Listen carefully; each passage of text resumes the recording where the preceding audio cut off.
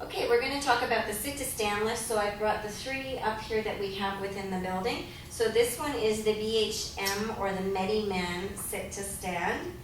And you'll start to notice the differences between them. This is the Arjo sit-to-stand. It's called an Encore lift.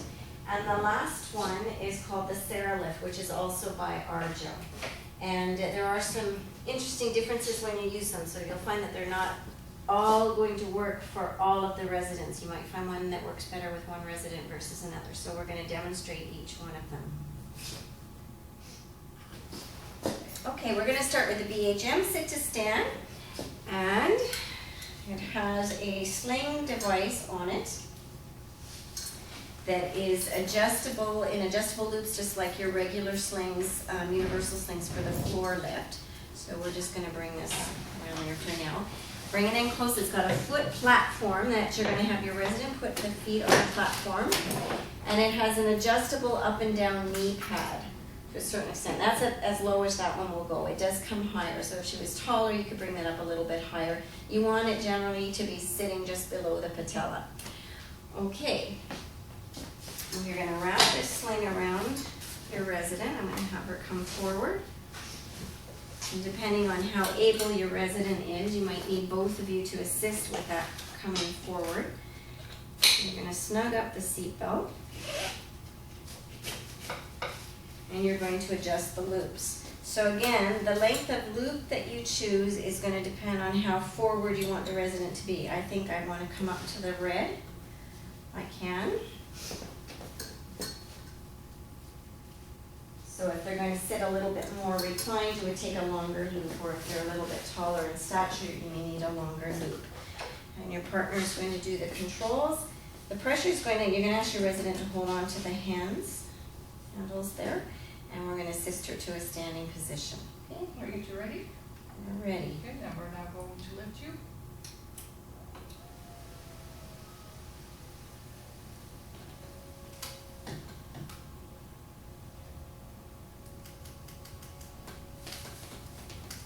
Okay, so it's brought your resident up into a nice standing position. You can see that it doesn't bring them into perfect leg extension.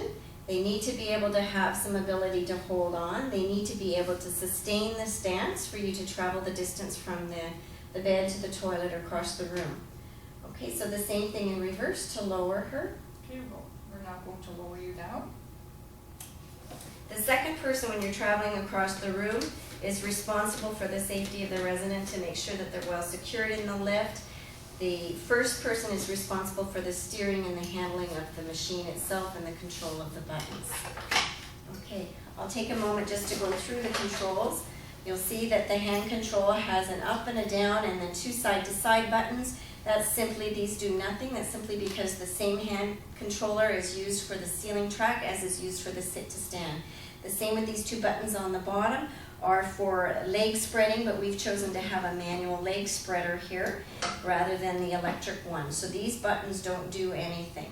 And as in every other lift, there's a hand control function, and then the same buttons are available on the machine itself. There's a red button here on the side. I'll just take a moment and I'll take Melanie off this machine and release her. I'll flip the machine to the side just a little bit so you can see the red button. That's an emergency stop button.